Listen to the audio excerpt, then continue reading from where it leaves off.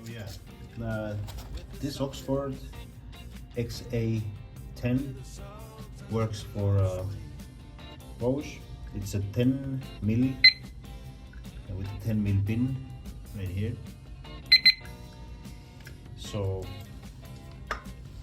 it doesn't go through these small holes, what goes through this piece here. And there's 3 of these slots around. See, 1, 2, 3.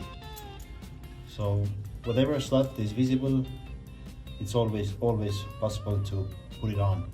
So if it's here, or if it's a little bit hidden here, it hits the frame, it won't go on, so you can take the next slot. So it's always a slot available. See, if this slot is available all the way